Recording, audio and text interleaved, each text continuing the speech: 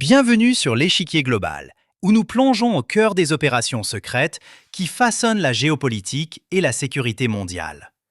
Ce qui a commencé comme une série d'interventions policières de routine a rapidement révélé l'une des affaires de trafic d'héroïne les plus complexes de l'histoire frontalière du Texas.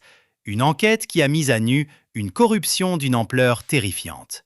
Aux premières heures d'une matinée tranquille, une présence policière massive a convergé vers San Pedro et Bassi, au nord d'Olmos Park, fermant les routes et mobilisant plusieurs agences. Ce déploiement faisait suite à la diffusion d'une vidéo choc, montrant l'assaut de la semaine précédente contre une boîte de nuit du nord de la ville par des agents fédéraux. Plus de 150 personnes, que le département de la sécurité intérieure soupçonnait de séjour illégal, avaient été interpellées.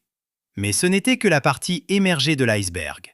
L'une des plus grandes agences d'application de la loi de la région n'avait même pas été informée de cette opération menée en plein cœur de la ville. Quelques semaines plus tôt, à 23h47, un bip familier résonna au poste frontalier de Laredo. Un camion frigorifique délabré, aux plaques enregistrées au nom d'un distributeur de tomates de Nuevo León, au Mexique, fut arrêté pour un contrôle de routine. L'agent de la patrouille frontalière frappa à la vitre et demanda les papiers d'identité. Le chauffeur, d'un mouvement lent, tendit la main dans sa veste et présenta un badge fédéral, un vrai.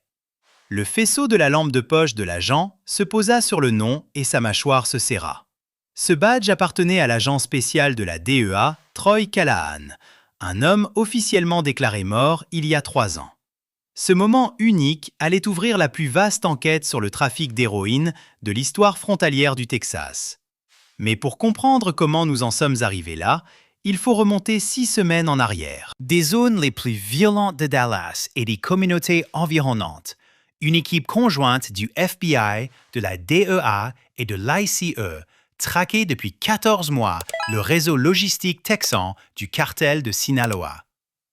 14 mois de surveillance chiffrée, de comptes fantômes, d'informateurs grillés et de raids qui, inexplicablement, tombaient toujours sur des bâtiments vides. L'opération, baptisée Iron Meridian, disposait d'un budget de 34 millions de dollars et mobilisait 230 agents fédéraux, répartis en 3 groupes de travail, de McAllen à Brownsville. Pourtant, elle se heurtait à un problème que personne n'osait formuler à voix haute. Quelqu'un parlait. Chaque fois qu'un raid était prévu à 48 heures d'échéance, la cible s'évaporait. Les entrepôts étaient vidés, les planques désertées, les tunnels scellés. Le cartel de Sinaloa ne se contentait pas de survivre à la pression, il dansait au travers. Et si je vous disais que le cartel le plus puissant du monde utilisait le gouvernement américain comme une arme contre ses propres rivaux? Voici ce que personne ne savait encore. Qui fournissait au cartel les calendriers des raids? Qu'est-ce qui était réellement transporté dans ces camions frigorifiques? Pourquoi un serveur chiffré générait-il sans cesse un dossier simplement intitulé Meridian List? Et qui était exactement Rafael El Cobra Navarro? Et à quel point s'était-il infiltré du côté américain de cette frontière? Les réponses allaient venir, mais pas de la manière attendue. Le premier indice apparut à 4h32 du matin. Une source financière de la DEA à Nuevo Laredo photographia un puits de ventilation souterrain, déguisé en point d'accès utilitaire, derrière un entrepôt commercial côté mexicain de la frontière.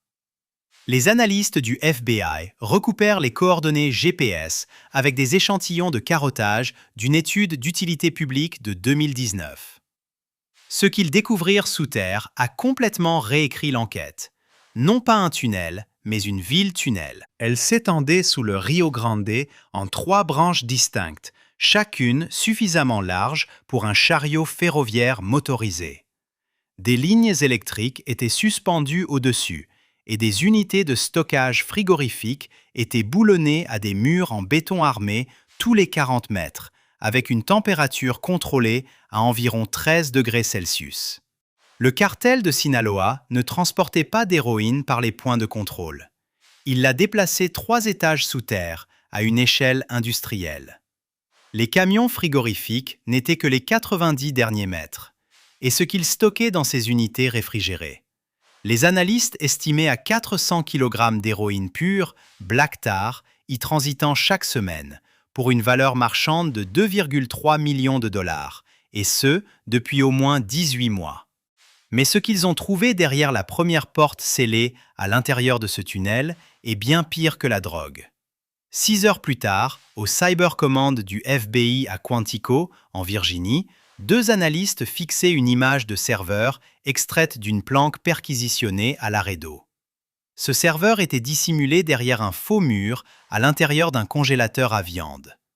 Le cryptage était de qualité militaire, AES 256. Il a fallu 11 heures pour le déchiffrer. Quand il s'est ouvert, l'une des analystes, une jeune femme de 29 ans nommée Priya Okafor, a raconté avoir appelé son superviseur sans pouvoir terminer sa phrase. À l'écran se trouvait un répertoire. À l'intérieur de ce répertoire, un fichier étiqueté Meridian List.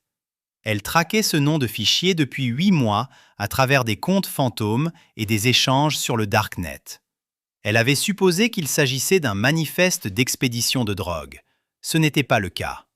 La Meridian List était un dossier de personnel. 14 mois de calendrier de briefings internes du FBI et de la DEA. Heures exactes, lieux exacts, noms d'agents exacts, annotés de coche pour les raids réussis, c'est-à-dire évités. Quelqu'un ayant un accès direct au calendrier du groupe de travail fédéral avait fourni chaque opération planifiée à Rafael El Cobra Navarro depuis plus d'1 an. Chaque raid qui avait touché un entrepôt vide était sur cette liste. Les mains de Priya tremblaient. Elle a appelé son superviseur et a prononcé 3 mots. Nous avons une taupe. La piste numérique mena à une chaîne de messages chiffrés et en haut de cette chaîne, un nom. Marcus Thorne, directeur régional du renseignement du DHS pour la division frontalière du Sud-Ouest. 12 ans de carrière fédérale, décoré, digne de confiance. Il avait assisté à 14 des 22 briefings du groupe de travail où les cibles des raids avaient ensuite été prévenues. Ses dossiers financiers personnels, obtenus par ordonnance d'urgence, révélaient 1,4 million de dollars déposés sur 6 comptes écrans en 18 mois. Les dépôts étaient toujours effectués 72 heures après un raid compromis. Les preuves étaient irréfutables, mais le commandement prit une décision. Ils ne l'ont pas arrêté tout de suite. Ils l'ont laissé repartir le lendemain matin.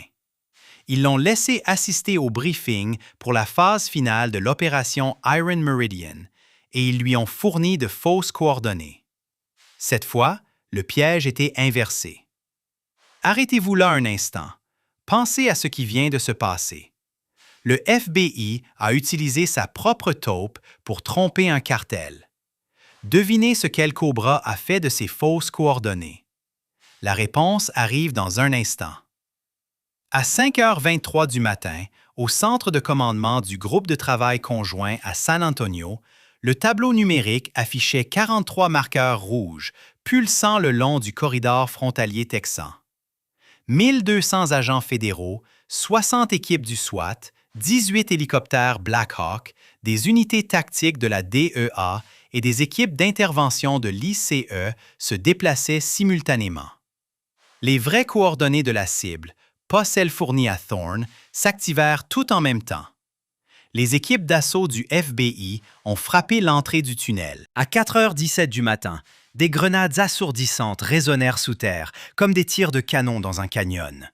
Les agents en tenue tactique parcoururent 300 mètres de couloir en béton en moins de 4 minutes. Les unités de stockage frigorifique fonctionnaient toujours. À l'intérieur, 847 kg d'héroïne, déjà emballée en briques sous vide, marquée d'un emblème de Cobra. Une valeur marchande de 21,7 millions de dollars. Les camions frigorifiques en surface, interceptés en plein trajet sur l'autoroute 83, contenaient 110 kg supplémentaires et 3,4 millions de dollars en espèces, emballés dans des conditionnements agricoles. Simultanément, une planque de Sinaloa à McAllen fut prise d'assaut. 41 arrestations, 47 fusils d'assaut de qualité militaire, 9 lance-roquettes, RPG et des gilets pare-balles marqués des insignes de la police d'État du Texas. Une maison de transit de trafiquants à Brownsville a mené à 22 arrestations supplémentaires et à la découverte de 16 personnes ayant désespérément besoin de soins médicaux, enfermées dans une pièce arrière renforcée. 47 armes à feu au total, 14 véhicules blindés saisis, 89 arrestations au total. L'opération semblait complète. Les chiffres étaient historiques. Le communiqué de presse était en cours de rédaction. Mais ensuite, les analystes ont déchiffré le dernier serveur, celui enfoui le plus profondément dans la branche nord du tunnel. Et ce qu'ils ont trouvé a fait passer les 14 mois précédents pour un simple échauffement. Les fausses coordonnées fournies à Marcus Thorne avaient été transmises à El Cobra exactement comme prévu. Mais El Cobra ne les avait pas utilisées pour s'échapper. Il les avait utilisées pour rediriger une faction rivale, une sous-cellule concurrente de Sinaloa, opérant depuis Brownsville, directement vers les positions fédérales.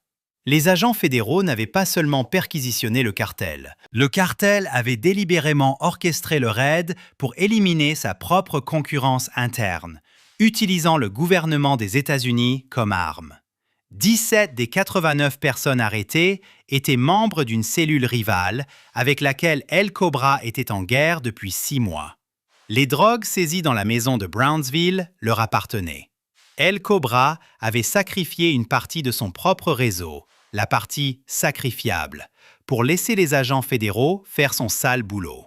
Rafael El Cobra Navarro n'a jamais été au Texas. Il a observé la scène depuis une planque à Culiacán, au Mexique, et il s'en est sorti sans une égratignure. Ce qui suit est véritablement terrifiant. Les fichiers du serveur final ont mis 3 jours à être déchiffrés. Ce qui en a émergé était une carte de corruption que les enquêteurs fédéraux ont décrite dans des mémos internes comme « sans précédent sur le sol américain ». 23 agents des forces de l'ordre locales et étatiques le long du corridor Laredo-McAllen figuraient directement sur la liste de paix du cartel. 6 agents de la patrouille frontalière avaient des journaux de patrouille falsifiés montrant un relâchement systématique des points de contrôle pendant les fenêtres documentées de convois de drogue. 4 fonctionnaires de justice de niveau magistrat avaient des dossiers de cas de stupéfiants classés sans suite, corrélés directement à des accusés liés à Sinaloa. 11 contractants d'État, dont les entreprises de logistique, avaient transporté des stupéfiants sous des permis de cargaison agricole. Des paiements mensuels déguisés en honoraires de conseil. Des calendriers de raid divulgués 48 heures à l'avance. Des sacs de preuves documentés comme ayant été falsifiés. Des témoins relocalisés, puis discrètement rendus inaccessibles. Marcus Thorne a été arrêté le 18 octobre dans le hall d'un hôtel de Washington, D.C. Il n'a pas résisté. Il a demandé son avocat et n'a rien dit d'autre. Un adjoint qui avait travaillé aux côtés de son propre sergent pendant 9 ans a vu ce sergent sortir d'un poste de police de Laredo, menotté le même matin. Il est resté assis sur les marches pendant 40 minutes, seul, sans dire un mot. Ce n'était pas quelques brebis galeuses. C'était un système parallèle, une seconde force, une force qui répondait au cartel et non à la Constitution. Le réseau semblait démantelé. 89 personnes en garde à vue, Thorne inculpé, le tunnel scellé et inondé, 21,7 millions de dollars d'héroïne retirés de la rue. 3 agences fédérales ont tenu une conférence de presse conjointe. Le langage utilisé était prudent mais fier. Historique, sans précédent, démantelé. Sur les marches du palais de justice fédéral de San Antonio, une femme se tenait dans la foule, tenant une photographie. Ce n'était pas une journaliste, ce n'était pas une activiste. C'était une mère de McAllen, dont le fils Gabriel, âgé de 19 ans, était décédé 11 mois plus tôt d'une seule pilule d'héroïne coupée au fentanyl, dont la trace remontait à ce réseau de distribution exact. Elle tenait sa photo à 2 mains, à hauteur de poitrine. Elle n'a pas crié, elle n'a pas pleuré. Elle est restée là, immobile, s'assurant que quelqu'un le voit. Dans cet état seulement, 2400 décès par overdose l'année dernière. 61% impliqués de l'héroïne ou du fentanyl provenant de réseaux comme celui-ci. 89 victimes ont été secourues de situations de traite lors de cette opération. Les enquêteurs pensent que plus de 200 autres sont toujours portés disparus. Ces chiffres ne sont pas de simples statistiques. Ce sont des personnes. Ce sont des Gabriel. Ils pensaient que c'était fini. Et ça l'était presque. Du moins, c'est ce qu'ils croyaient. Car lorsque la dernière partition chiffrée du serveur du tunnel fut entièrement décodée, 3 jours après la conférence de presse, les analystes découvrirent quelque chose qui n'avait rien à voir avec la drogue. Enfoui sous l'architecture financière du cartel, se trouvait un répertoire distinct. À l'intérieur, des manifestes d'armes, des listes de personnel, des journaux de communication, non pas pour des soldats du cartel, mais pour quelque chose de tout à fait différent. Une force de sécurité privée non enregistrée, composée de 340 personnes, organisée en 3 unités distinctes, avec des infiltrations documentées au sein de 3 services de police d'État du Texas. De faux titres de compétences, de vraies armes, de vrais postes. Opérant depuis au moins 2 ans sous le couvert d'une application de la loi contractuelle. Ils ne trafiquaient pas de drogue. Ils se positionnaient, construisaient un accès institutionnel, attendant quoi? Les enquêteurs s'efforcent encore de le déterminer. Un analyste principal du FBI l'a décrit dans un mémo classifié comme, et ce sont les mots utilisés, une structure de commandement parallèle avec accès aux forces de l'ordre et 0 surveillance fédérale. Le cartel n'avait pas seulement infiltré le système, il avait commencé à construire un remplacement, et la découverte de l'opération Iron Meridian n'a peut-être mis au jour qu'une branche de quelque chose de bien plus vaste. Ce n'est pas seulement une histoire de crime, c'est un plan. Cela s'est produit ici, le long d'environ 2018 km de frontières texanes, dans des tunnels que vous ne verrez jamais, dans des bureaux que vous ne soupçonneriez jamais. Le pouvoir n'a pas toujours besoin de violence.